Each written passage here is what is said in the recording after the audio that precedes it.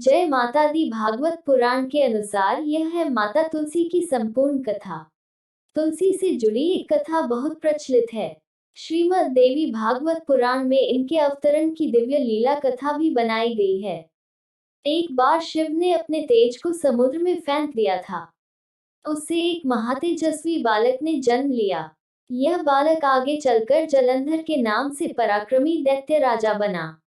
इसकी राजधानी का नाम जलंधर नगरी था। दैत्यराज कालनेमी की कन्या वृंदा का विवाह जलंधर से हुआ। जलंधर महाराक्षस था।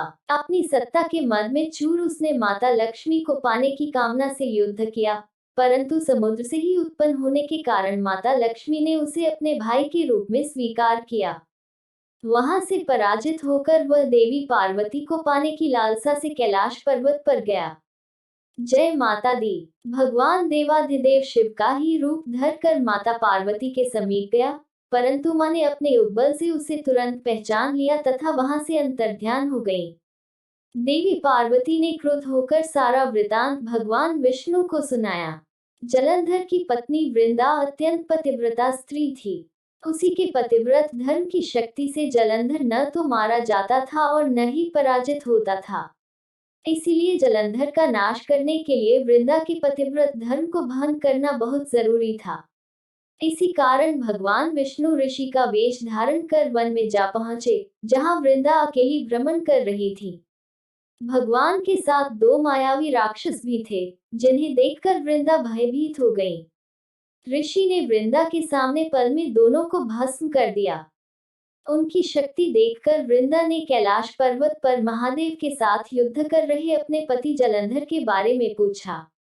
ऋषि ने अपने माया जाल से दो वानर प्रकट किए। एक वानर के हाथ में जलंधर का सिर था तथा दूसरे के हाथ में धड़। अपने पति की यह दशा देखकर वृंदा मूर्छित होकर गिर पड़ी।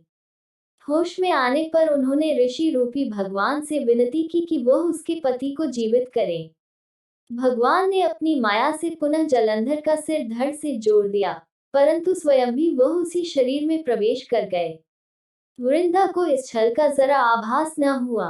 जलंधर बने भगवान के साथ वृंदा पतिव्रता का व्यवहार करने लगी, जिससे उसका सतीत्व भंग हो गया। ऐसा होते ही वृंदा का पति जलंधर युद्ध में हार गया। भगवान ने अपनी माया से पुनः जलंधर का सिर धड़ से जोड़ दिया, परंतु स्वयं भी वह उसी शरीर में प्रवेश कर गए। वृंदा को इस छल का जरा आभास न हुआ। जलंधर बने भगवान के साथ वृंदा पतिव्रता का व्यवहार करने लगी, जिससे उसका सतीत्व भंग हो गया। ऐसा होते ही वृंदा का पति जलंधर युद्ध में हार गया। इस सारी लीला का जब वृंदा को पता चला, तो उसने क्रुद्ध होकर भगवान विष्णु को शिला होने का श्राप दे दिया तथा स्वयं सती हो गई। जहां वृंदा भस्म हुई, वहां तुलसी का पौधा उगा।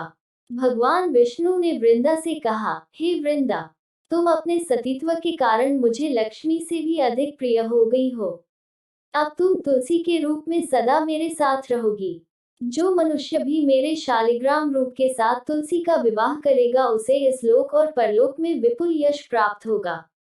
जिस घर में तुलसी होती है, वहां यम के दूत भी असमय नहीं जा सकते। गंगा व नर्मदा के जल में स्नान तथा तुलसी का पूजन बराबर माना जाता है। चाहे मनुष्य कितना भी पापी क्यों न हो, मृत्यु के समय जिसके प्राण मंजरी रहित तुलसी और गंगा जल मुख में रखकर निकल जाते हैं, वह पापों से मुक्त होकर वैकुंठ धाम को प्राप्त होता है। जो मनुष्य तुलसी व आंवलों की छाया में अपने पितरों का श्राद्ध करता है, उसके पितर मोक्ष को प्राप्त हो जाते हैं। उसी दैत्य जलंधर की यह भूमि जलंधर नाम से विख्यात है। सती वृंदा का मंदिर मोहल्ला कोट किशनचंद में स्थित है। कहते हैं इस स्थान पर एक प्राचीन गुफा थी, जो सीधी हरिद्वार तक जाती थी। सच्चे मन से 40 दिन तक सती वृंदा देवी के मंदिर में पूजा करने से सभी मनोरथ पूर्ण होते हैं।